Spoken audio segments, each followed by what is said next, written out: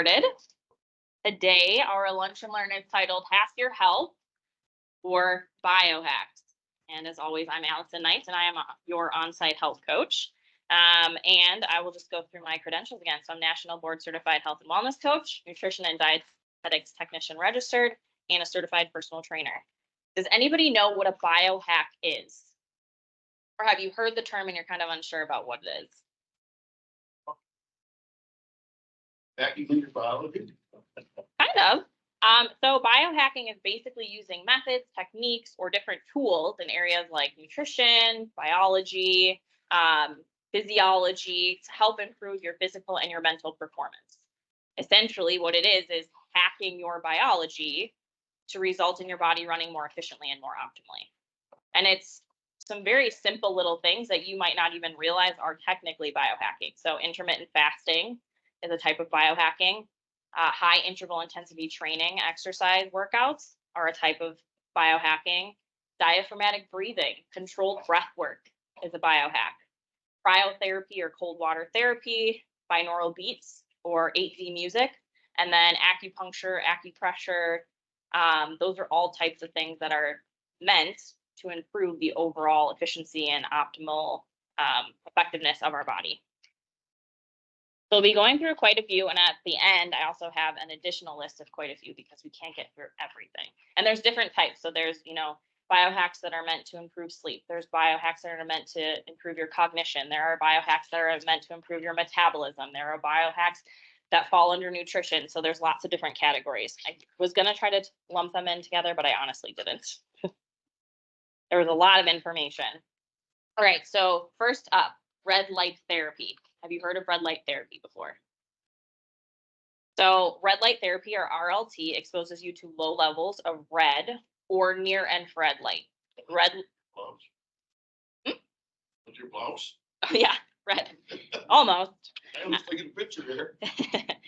Red light therapy is obviously visible, whereas infrared light is not. But our body still feels it as heat, and we still get effects from it. So you might have heard of like infrared sauna therapy before. So the sauna uses infrared heat or infrared light to produce the heat. So this is any red light, or is it like gotta be like that? It's got to be in a specific, spectrum. Halogen of some sort. It's got to be a certain frequency. Yeah, certain frequency, and I honestly don't 100% know what that one is off the top of my head. But yes, a specific type. Though I think in general, different colors of light have different spectrums. So the red light is probably going to fall within the spectrum that you need. What are the benefits of red light therapy? The biggest one is that it boosts your mitochondria, what are our mitochondria? They're the powerhouses of our cells. So they are the thing that helps create energy. They are the thing that helps boost our metabolism to produce more energy, which then in turn can help our bodies heal and repair themselves more effectively. It also increases circulation in the tissue because obviously heat causes vasodilation. Our blood vessels expand, so we get more blood pumping through our body, better circulation. It reduces inflammation. And then it stimulates collagen production too. So red light therapy, the biggest thing that it's been studied to improve is actually skin health and appearance, helps remove wrinkles, helps with scar healing. But there's obviously other studies that are being conducted. A lot of these seem to be beneficial, but we have to run so many more tests before we can conclusively say that they are effective. But a lot of them are also Eastern style medicines that have been used for years, or I should say centuries. Where would you get such a thing? I'm gonna tell you in 1 second.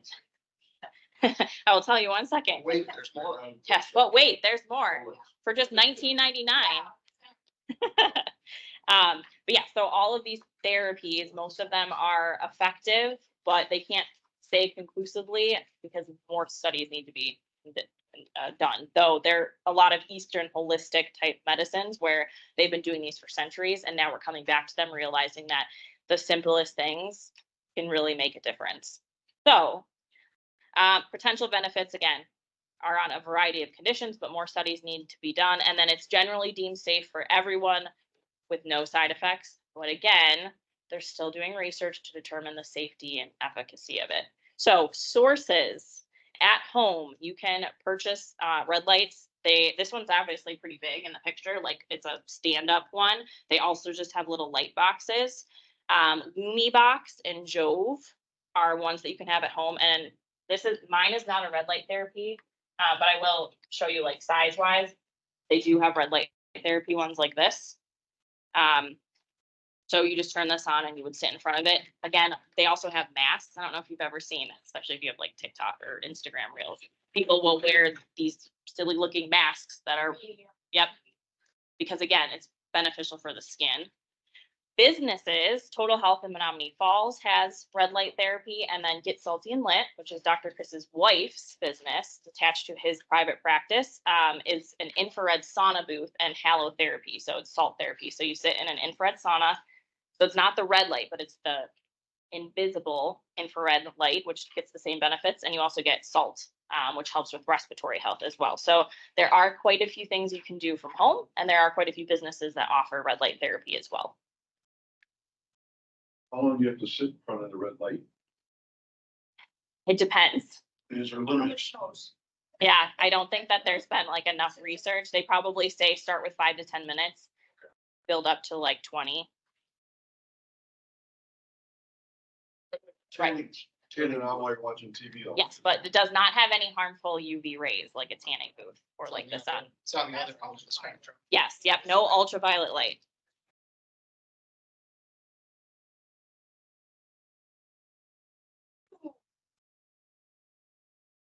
Let's get ThermTech to install. And a sauna, that would be nice. You know, a room for us to be able to do that. That would would, be interesting. it was in talks at one point. It was? It was in talks at one point. I don't know what happened to that, but it was something that Mary was discussing. Therapy room? Went out the window. Or Yeah. Okay, so sauna therapy is up next. And again, I kind of mentioned Get Salty and Lit, the infrared light is kind of coupled with sauna therapy. So they're very often, they all go hand in hand. But there's also regular sauna therapy that's, the heat is produced by wood, like burning wood. So type of heat therapy that takes place in a heated room, whether it's the infrared light or wood or some other source heating it, temperatures are generally about 158 to 212 degrees Fahrenheit. Why too small?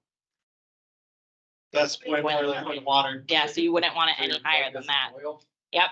And it's a dry heat generally. That's okay. Come on in, grab some food and sit down. It's generally a dry heat. So there's Swedish saunas. You've probably seen that. I mean, people in Sweden, Norway, the countries over there have it right. They do a lot of cold water therapy. They do a lot of sauna therapy. They tend to have higher life expectancies. They have lower mortality rates. They have lower instances of certain conditions because they do sauna therapy. There's research that shows just doing sauna therapy once a week, and they do it every day, but once a week lowers all-cause mortality. So if you can get to a sauna once a week, it definitely helps. And so Swedish is generally lower or drier heat, drier humidity, and the humidity is between 10 to 20%. Turkish saunas are a little bit more of a wet type sauna. Still not as much as like, our summers, but benefits, causes vasodilation. So once again, the blood vessels expand, allowing better circulation, which then helps reduce stress levels, helps with pain management, relieves tension in the body, raises your good cholesterol. So we talked about cholesterol before, HDL, that good cholesterol. The number one thing that's going to improve that is physical activity, movement. Sauna therapy also has the same benefit because you're sweating. Sweat is what helps raise that HDL. So sauna therapy is a good way to get your heart rate up without having to exercise. Now, I'm not saying don't exercise, but this is another method or way to do it. Maybe one day you substitute your workout for sauna, or they've actually shown that a lot of, you might have noticed if you've ever been a member at a gym that they often have saunas in them, and they have actually seen that the benefits of sauna therapy are even more effective when you do a workout and then you go in the sauna after. And then it also improves arthritis, muscle soreness, and fatigue. Once again, that vasodilation, the heat, it's helping relieve that inflammation. It's improving your circulation. All of those things are going to basically help relieve pain. Now, where can we do it? It's relatively safe. However, you need to make sure that you hydrate because you are going to be in a very hot source. just like you are here. You guys have sauna therapy every day, right? So drinking enough water beforehand while you're in there and after. On the flip side, avoiding alcohol before and after, as well as caffeine or coffee, tea, anything that has caffeine in it, anything that's dehydrating. You want to hydrate, so you should really avoid that, I would say, within 6 hours beforehand and probably after too, unless you want to feel like crap.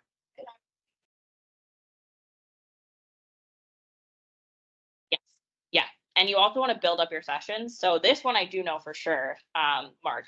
For your sauna therapy, you generally start at about 5 minutes, 5, maybe 10 minutes, and work your way up to about 20 minutes. But you're never really in the sauna for longer than about 20 minutes because, again, our bodies just can't handle those extreme temperatures for that amount of time. So sources at home, and yes, these are going to be expensive because they're saunas. A sauna box, Good Health Sauna, those are both actual like saunas, like this picture, like a wooden box.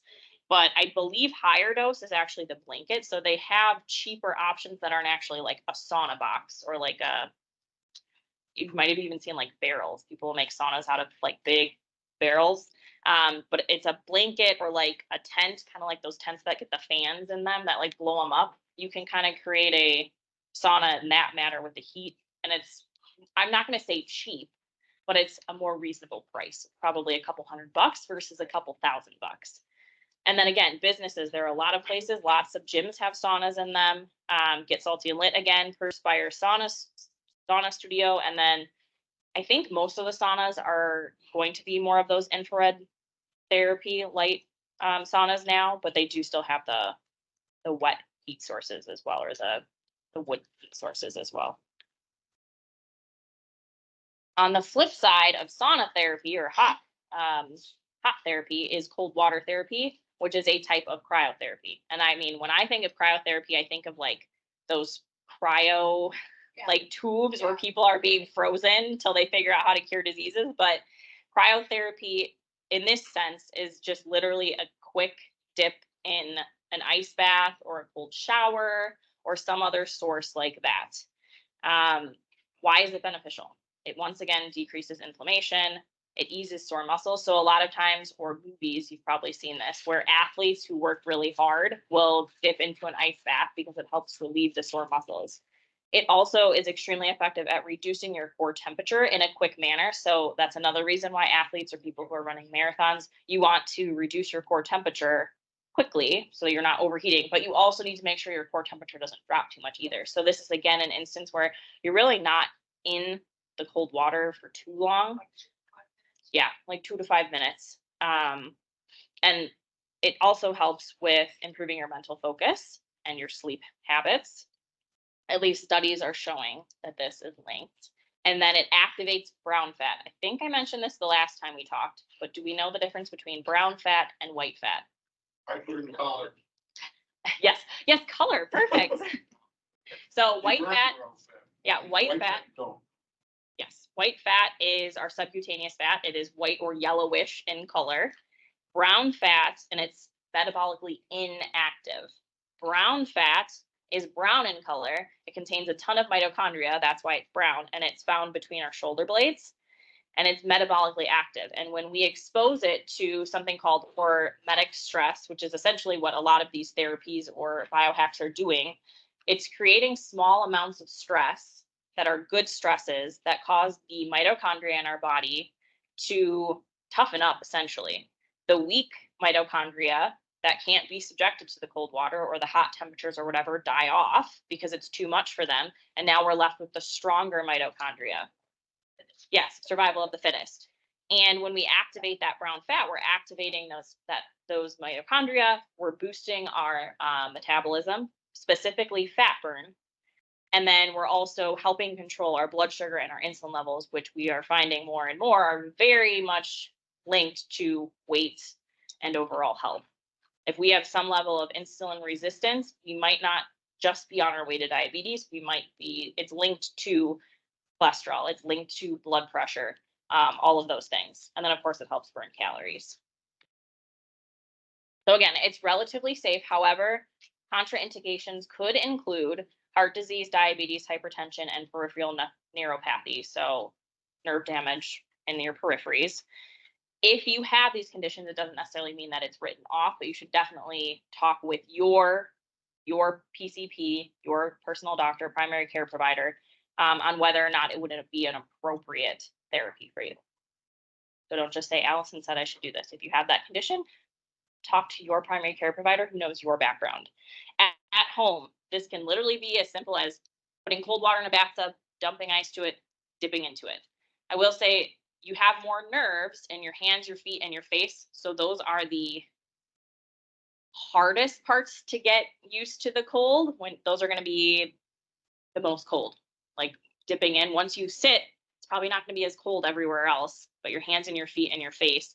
Alternatively, if you don't want to submerge your whole body, you can take a bowl that would be big enough to fit your face in, put cold water in it, put ice in it, and just push your face in it until you can't breathe, and then pull it out, and that would be long enough.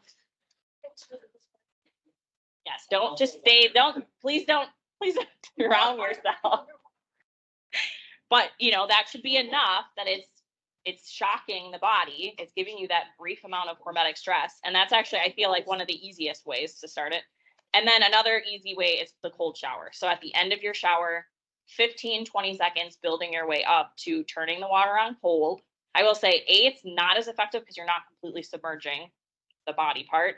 And I also think that it sucks more because you get like glimpses of warmth, and then because it's splattering on you, it's not just submerged. So, I mean, I think it sucks either way, but you actually feel very energized, very focused, very clear after you do some type of cold water therapy, which is what, why it's beneficial.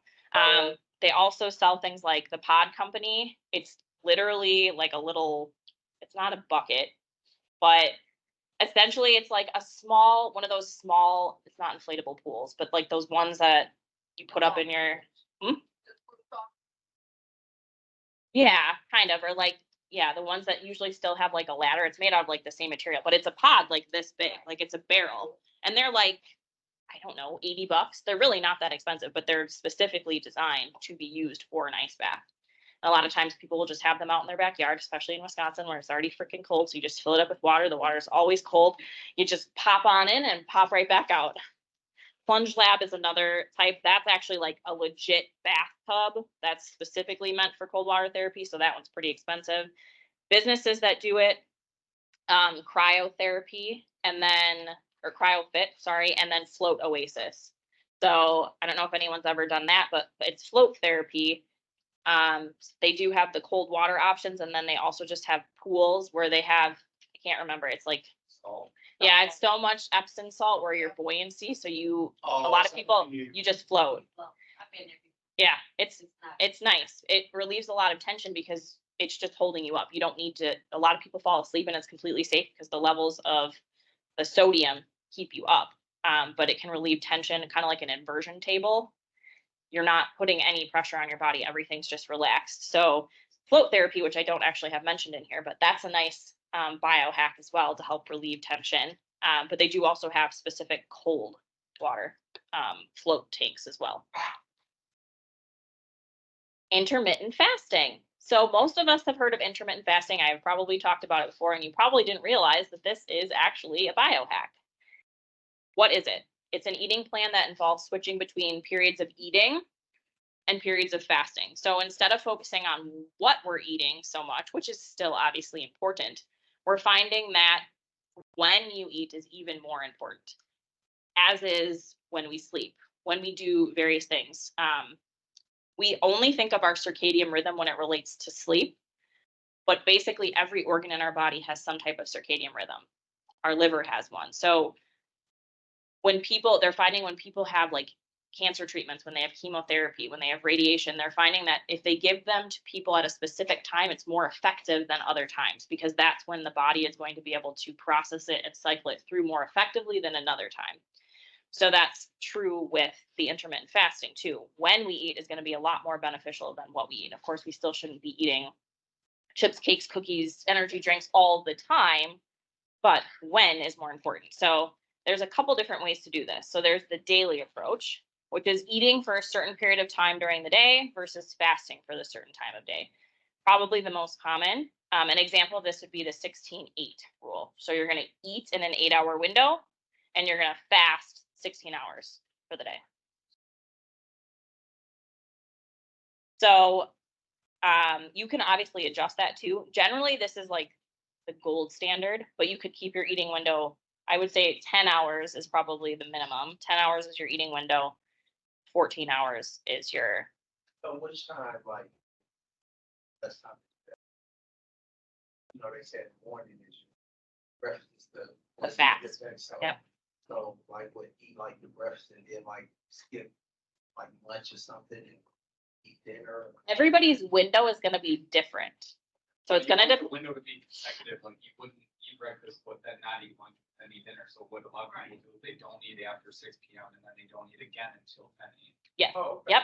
And everybody's window is going to be different based on when you start work, based on, do you have to get your kids to school, whatever. So, and when you go to sleep, that's also important. So like, what time do you generally wake up? I'm up. Okay. And what time do you generally go to bed? 11. 12. Okay. All right. Well, let's just say midnight. But so generally speaking, you should not be eating within 3 hours of bedtime, because that gives your liver, if we feed ourselves, our liver then kicks into action and thinks, okay, now I need to digest food. So that starts waking up, which can make it hard for our bodies to fall asleep. So remember, I was saying those circadian rhythms, it's not just the brain and sleep. Your liver has one too. So we want our brain to be able to turn on and say, okay, it's time to go to sleep. But if we eat within that 3 hour window, our body's focusing on digesting, not on sleeping. So your cutoff should be 9 p.m. at the latest, which means that you would want to eat between 11 a.m. and 1 to 9.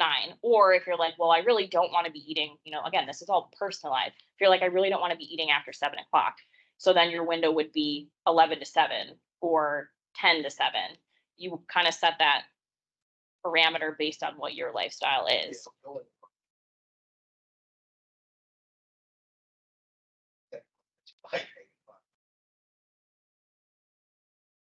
Which is fine, but then you would want to cut off eating, if you want to eat breakfast at 8, that's totally fine, but then cut off eating at 4 or 5 o'clock at night. We don't eat after that. So whatever you choose is best for you. That window is 8 to 10 hours, and then you're fasting the rest of the time.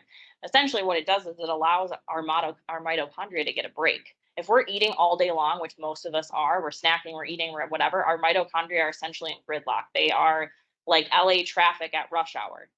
They're constantly just working and stuck.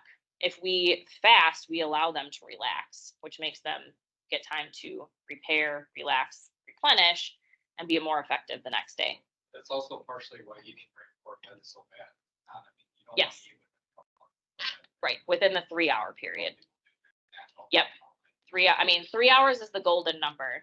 Definitely not right before bed, because again, it's stimulating your liver to say, okay, it's time to start pushing out digestive enzymes and juices, your pancreas, your bile, all of that. We don't want to do that. We want to avoid that. Your body's not focusing on sleep then, your body is focusing on digesting. I would say that doing that eating window is probably the easiest, because it's not that hard to be like, I'm just going to eat in this period of time. There's also the 5-2 approach, which is eating regularly 5 days a week and then limiting your calories to about 500, 600 calories 2 days a week. There is a little bit of evidence that eating this way might be a little bit more effective as far as weight management, weight loss. And obviously you're still not starving yourself. You're still eating something. And on those days that you're limiting your calories, on all of the days, but especially the days that you're limiting your calories, you want to make sure that those 500, 600 calories are very nutrient dense calories. We're not eating chips and cakes and cookies. We're eating, a big piece of chicken and some good whole grain rice or a piece of bread with veggies. Are those 2 days in a row, or is it just 2 days throughout the week? 2 days throughout the week. You could do them back to back if you wanted to, or I think a lot of people often do like Monday and Thursday or like Monday and Wednesday. Usually I don't think people do it on the weekend. Usually Monday is a good day to be doing that, especially if we do tend to have richer weekends, because it's a nice reset, gives your body a break from the weekend. And then like Thursday might be good, because then it's kind of like resetting your body before the weekend too. But again, that's personalized for everyone, what works best for you. And then a caveat is longer periods of fasting are not necessarily more beneficial. And again, depending on if you have certain conditions, might actually be harmful. So yeah, yep. If you fast too long, your body starts to reserve your fat stores and hold on to them. So that's the same when people find themselves plateauing when they're on a diet, or if they aren't seeing changes, they might not be eating enough. Your body starts then actually storing or holding on to your fat stores because you're virtually starving. So your body holds on to that. So we need to give our body enough energy to function day to day. If you've met with me before, and I don't want to go too far into this rabbit hole, but if you've met with me before, we've calculated out your basal metabolic rate, your resting metabolic rate, how many calories you burn in a day simply just by existing. If you did nothing else all day long and just laid in bed and did nothing, how many calories you need just to keep your heart beating, keep your hormones secreting, keep your lungs breathing. And it's usually a pretty good chunk. And that's just to exist. And then you also have a certain amount of calorie needs for how active you are throughout the day. So if we're not hitting that and we're not giving our body what it needs, we might not see weight loss, even though we're not eating that much, because our body's like, whoa, you're not giving me what I need to function. So I'm just going to hold on to my stores. That makes sense. Why is this beneficial? Because it burns fat stores. If we are eating all of the time, our body is getting the calories and the energy that it needs from the food that we're eating instead of our fat stores. That's why this is effective for weight management and weight loss, because instead of using the food for energy, we are now dipping into our fat stores to burn those off for energy. Probably the biggest reason. It can help with weight loss and satiety. So once again, I mentioned how it's doing that. Helps regulate your blood sugar and your insulin. So it's really beneficial for anyone who has diabetes or has elevated glucose or insulin resistance, which is most of us to some level. Improved blood pressure and resting heart rate, because it's improving our circulation, and then it boosts our cognitive and memory. And then it also helps with improved tissue repair. This can also be a result of the fact that our blood sugar is under control more. If there's more sugar, it's harder for repair. One of the symptoms of diabetes can be slow wound healing, because the sugar is preventing it from healing. So that can be one of them. Again, this is relatively considered safe. However, contraindications would include pregnancy and breastfeeding. Should not be fasting when you're pregnant or feeding your baby. Type 1 diabetes, because type 1 diabetics do not create insulin at all. And insulin is the fat storage hormone. If we don't have insulin in our bloodstream, then we aren't telling our body to store fat. And that's why weight gain, weight retention is so common with diabetes or high blood sugar, because then we have higher levels of insulin to help try to bring it down. Whether it's effective or not is another story. And that means that our body is signaling to store more fat because we have more insulin in our bloodstream. And then if you have a history of eating disorders, obviously you should be steering away from any type of eating diet. I don't like the word diet, but diet. Segueing into continuous glucose monitoring, or glucometer, CGMs are what they're called. It's an attached, not detached, an attached device that contains a sensor, which is usually placed under the skin on the arm, but it can also be on your stomach or on your thigh, which monitors your blood sugar in real time. Generally used, or was initially used, by people who have diabetes and are insulin dependent. A good way to track that. And then they generally have insulin pumps that automatically give them the insulin that they need. But it's now being used to track blood sugar trends and see in real time how various foods affect individuals. There's some people who have diabetes or who have family members who have diabetes that are not a fan of this. I don't know why they take it so personally. I think that it's beneficial, considering that 93% of us are not metabolically healthy and have some level of insulin resistance. And it's not our fault. It's the food system, the way that our food is grown, the way that it's presented, our lifestyles. We are seeing that our blood sugars are just continuing to go up. And this can be beneficial in seeing how certain foods affect each of you, because everybody's different. It's going to be really beneficial in personalized nutrition, I think. So, one size does not fit all. When you come and see me, well, give me a diet plan. Well, I'm technically not legally allowed to do that unless I'm supervised under a dietitian. And also, your plan is not going to be just some basic generic, you should follow this. I've talked about this before. I had gestational diabetes with my daughter. Oatmeal is supposed to be a healthy food. It's touted to diabetics as a healthy food that will help lower your blood sugar. Maybe at one point it was, but now that we're all insulin resistant. And now that the oats are not the same oats that we had 50 years ago, the glycemic index is so much higher and it's spiking our blood sugars. So like oat milk, do not. It is juice. It is terrible. Don't do it. It's like the fad. I'm like, no, if it has oat milk in it, count me out. Because it's going to spike your blood sugar. But just because I would say the majority of us, it probably would spike your blood sugar, but just because it spiked mine doesn't necessarily mean it's going to spike yours. Or like it might be a different level. So like we all eat a cookie, let's say. Everybody's blood sugar is going to spike at a different level depending on how their body's utilizing that cookie. But now you can see that information in real time and be like, okay, when I ate the cookie, it spiked 30 points, which is pretty significant, especially if our fasting glucose is, let's say, 95, spikes 30 points, we're now at 125. We really don't, and actually that's not too terrible of a blood sugar when we eat something, but if it spikes to like 150, we really don't want our blood sugar to spike to that ever. And we definitely don't want it sitting at that. So this is just a great way for people to see personally how foods affect them, which you can use just a regular glucometer and stick yourself to see. You know, lots of times if you have diabetes or they're checking your blood sugar, they want to check your fasting and then they want to check your postprandial, so your after meal blood sugar. But if you're using a continuing glucose monitor, it can also show how other various lifestyle factors are affecting it. So food is obviously a big one, but stress levels are going to affect your blood sugar. How much you're sleeping, how good of quality sleep you're getting is going to affect that. So you're going to see 24/7 coverage of what your blood sugar is and what's affecting it in good ways and bad, which I think is really beneficial. So I don't know why people are mad about it. So again, better management of glucose levels for those who have diabetes and those who are just curious and wanting to lower them and lower their insulin for weight management or just overall health. Seeing trends related to the various foods that we eat as well. Oh, and exercise too. Exercise is obviously going to affect your blood sugar too. After exercise, you use that glucose for energy, you reduce your blood sugar. Stress boosts your blood sugar. And sleep habits, if we're not getting enough sleep, that also boosts your blood sugar because you're stressed. It increases fat burn, or we can see increased fat burn if we're eating foods that tend to keep us lower, more steady, can help with weight loss. And then again, it's information for personalized nutrition. So I really feel like that's kind of where things are heading. Now, programs that allow you to purchase a monitor and then have programs like this where they would store your data and give you your trends. Levels, Signos, and NutriSense are the most common.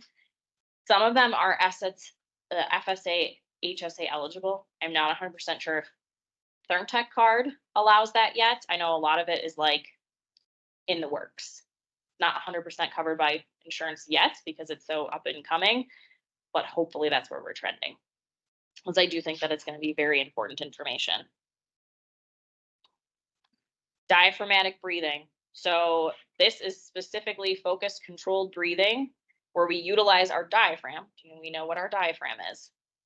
The muscle right under our lungs and our rib cage that helps us breathe instead of chest breathing. The majority of us breathe very shallowly. We breathe from our chest. We are not getting these big, deep breaths that we should be, which means that we're actually getting less oxygen to all of the areas of our body because we're not giving it as much oxygen.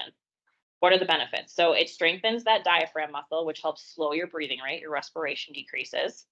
It also decreases the demand for oxygen while also providing more oxygen throughout the body. So more oxygen-rich blood, more oxygen to our organs, meaning that they're going to work more effectively.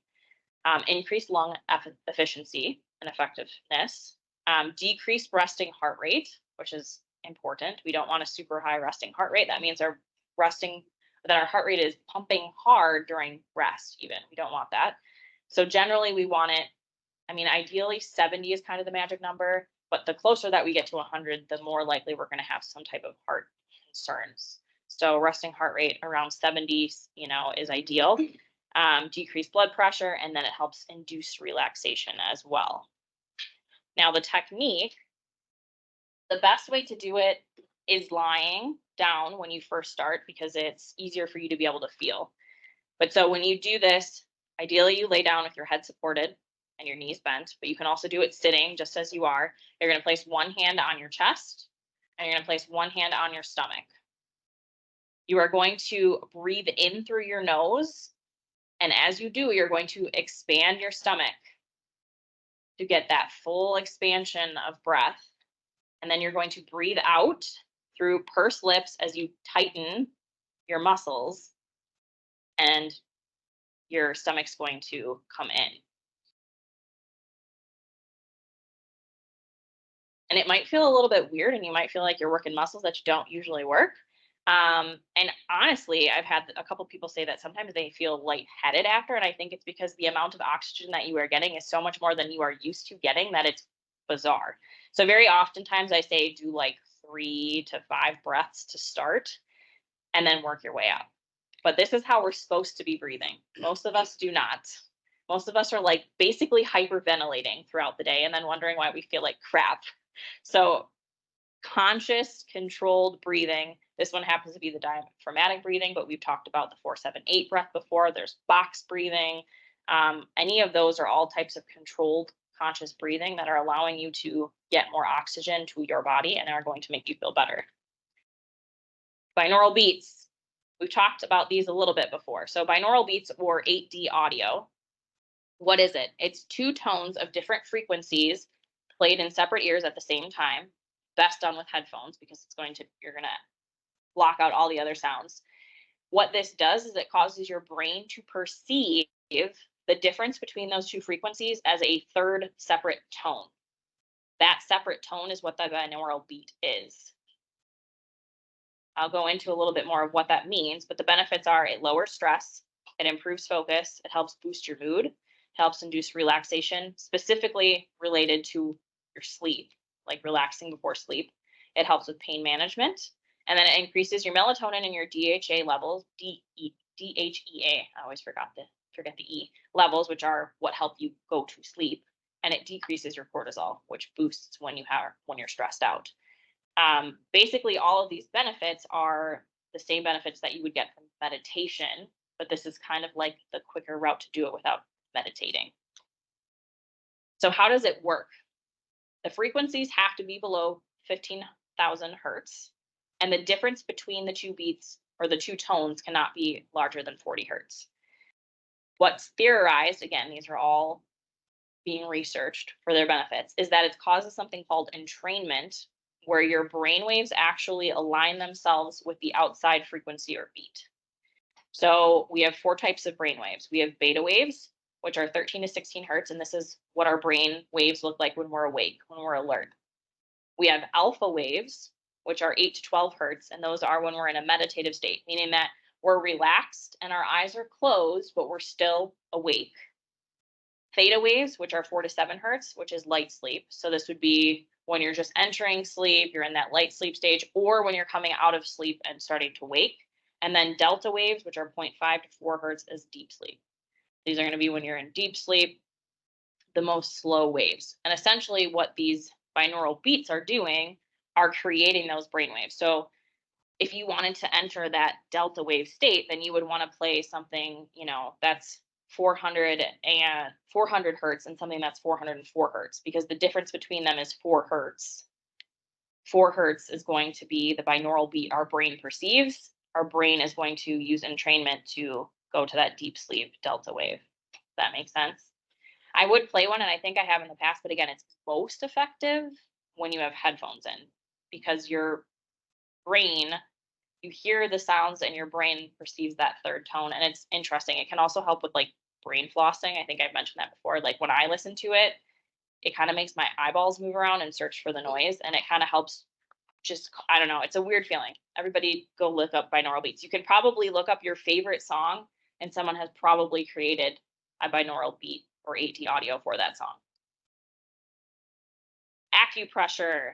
So traditional Chinese medicine method that involves applying pressure to acupuncture points. So if you see Nicole and you get acupuncture, or if you've ever been to an acupuncturist before, these points acupuncture uses the needles. Acupressure just uses you pushing on certain points of the body to help free the flow of the energy through the channels of our body. Benefits. The most common is probably helping with preventing nausea or vomiting. So pushing right here can help. Pushing right here can help with the nausea and vomiting. If anyone's ever seen the C bands before, I don't have a picture of it, but they're like little cuffs with a little button on them, and you have to situate them just so, and they push on the Acu point for that. A lot of pregnant women wear them. I wore them when I was pregnant. You can wear them if you get seasick or you get nauseous on the airplane or whatever, and the acupressure point is activated. This, as well as like the back of your neck, your temples, are acupressure points for if you have a headache or a migraine. So there's lots of different. That's the pain management, muscle relaxation, and then it can help reduce stress and anxiety, improve sleep, and improve circulation. Couple methods of it. So the Shakti mat, which I did bring mine. I don't know if anyone's seen this before. This is not the Shakti brand. I just got this off Amazon. Oh, it's rusty. Obviously haven't used it in a while. But so these little points help increase your circulation. And it's basically like laying on a nail bed. So if anyone's ever seen like yogis, they lay on the nail bed. This helps bring the blood to the surface, which then helps relieve inflammation, relieve pain management. And it's, I mean, if you want to pass that around, I mean, it's pokey. So you lay on it. It's not particularly comfortable at first, but the pain that you feel at first releases endorphins and adrenaline. And then we start to feel like a warm, tingly sensation in your skin, and the pain kind of melts away because now that blood is coming to the surface. So this is one method of doing it. I mentioned the C bands with the anti-nausea, the Theratsu trigger point massager. That's just the brand, but it kind of looks like a cane, and it's got little points all over it, and you use it to like hit trigger points in your neck and your back. Essentially, all of these tools are essentially just trying to hit those different pressure points and help block the flow.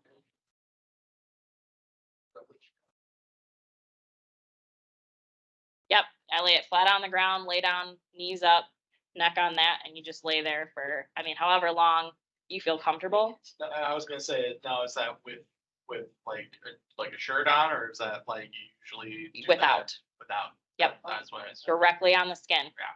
Yeah, it hurts when you first start, but then it slowly dissipates and kind of dissolves, and you just feel like this warm, tingly feeling.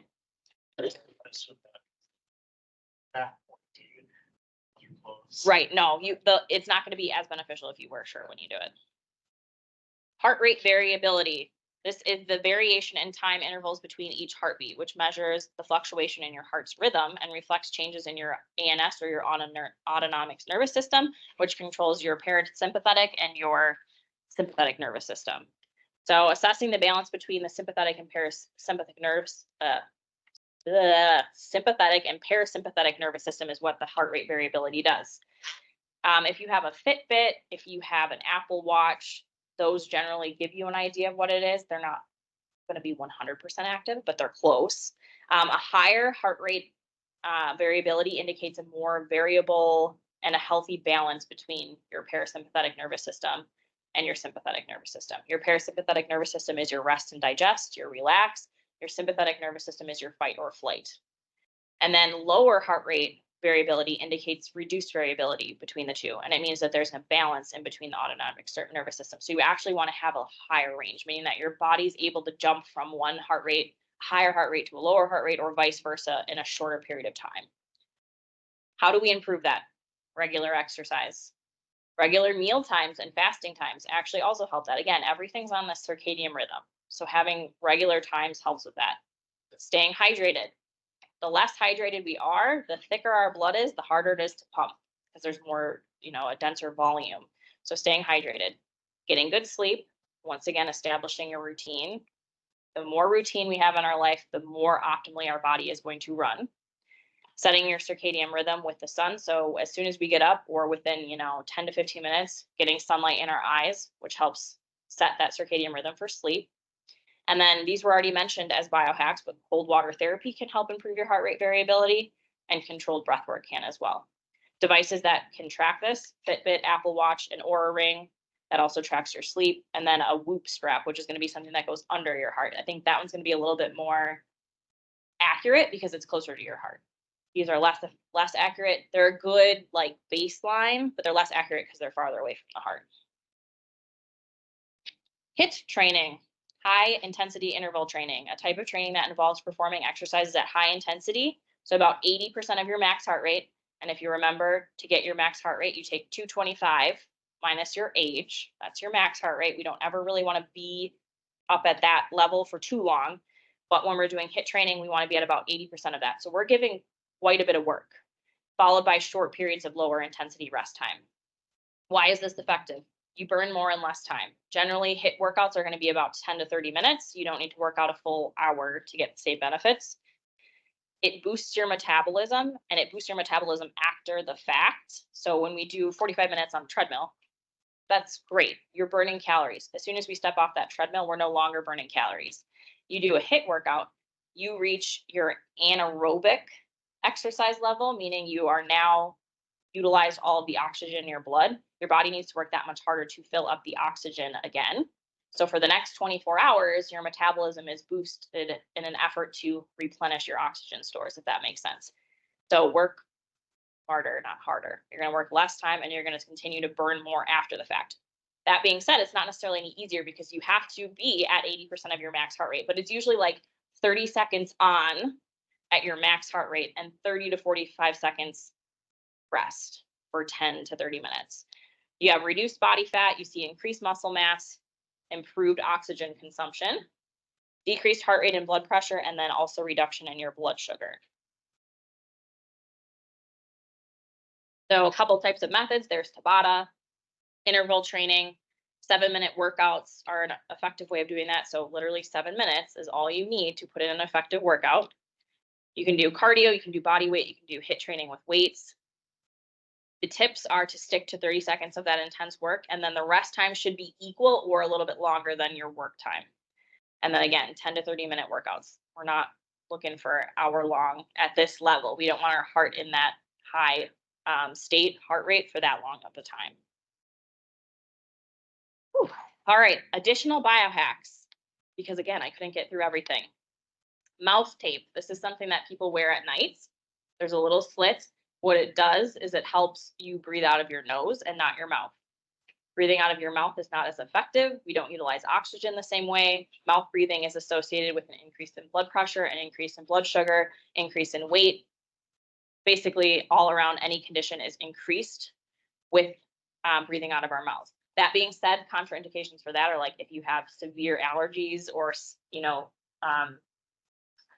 small nasal sinus cavities, that would be something to discuss. You don't want to just do it. There is a slit, like you can breathe. It's just forcing you to breathe out of your nose instead of your mouth. It can also help with snoring. But if you have sleep apnea, that's the other one. Do not do it if you have sleep apnea. Blue blocking glasses helps prevent us getting that blue light, especially at night, which is preventing us from releasing melatonin and harming our circadian rhythm and sleep. Light therapy, so that's what this is. This isn't red light therapy, but red light therapy could come in this size.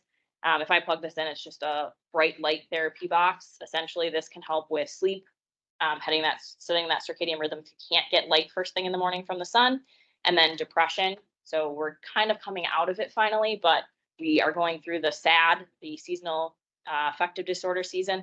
This can help with depression as well because the light therapy helps stimulate endorphins and boost your mood. Meditation apps are technically a type of biohack. Wearable devices are a biohack. They're just a device type of biohack. Taking supplements, pre, post, and probiotics are all a type of biohack. Vitamin injections like B12 is pretty common. Stem cell therapy, nutrigenomics, which is essentially just pairing nutrition with your specific genes. We talked about this before, but genes load the gun. They don't pull the trigger. Just because you have a gene, which a lot of times, you might be more susceptible. You have a family history. That doesn't necessarily mean you carry the genes. When we say family history, we have to recognize that it's not just genes, but families tend to have the same types of lifestyle too. So the environment is also playing a role in that. So how we eat, how we exercise, how much sleep we get, what we're doing to managing our stress can all turn on or off that gene expression. Electrolytes, so getting your electrolytes, making sure you're getting enough magnesium, potassium, sodium, calcium, that's a type of biohack. And then nootropics, which is different types of supplements essentially that can help with cognitive development, cognitive boosting abilities as well. I didn't talk about them, but I had them. Must have not had the slide in there or added it. But gua sha and dry brushing. Has anyone heard of that? So lymph drainage was one of them on here too. Our lymph system. Anyone know what your lymph system is? Helps with your immune health. It helps bring oxygen to the body, and then it helps take away waste basically from the cells. And it can get stagnant. So if you've ever seen someone who has lymphedema, that lymph starts building up, particularly in hands, feet, legs. Doing things like gua sha and doing dry brushing or even just lymph massage. It essentially is just using tools to help push the lymph down into the lymph nodes where they can be recirculated and reabsorbed around the body, and it's not stagnant. So nothing's like pooling in our bodies being toxic.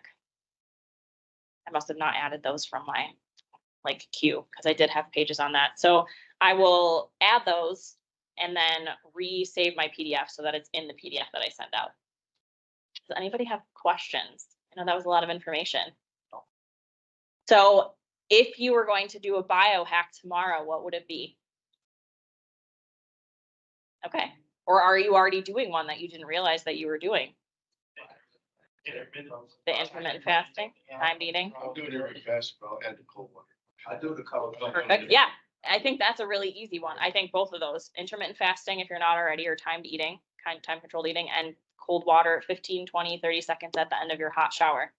I do it before. I do a minute before. Okay. Does that change it? I think you're still going to get the same benefits, but I do think that they've shown that the heat and then the cold is a little bit more beneficial. What, Mark? I'm a wimp, I don't like.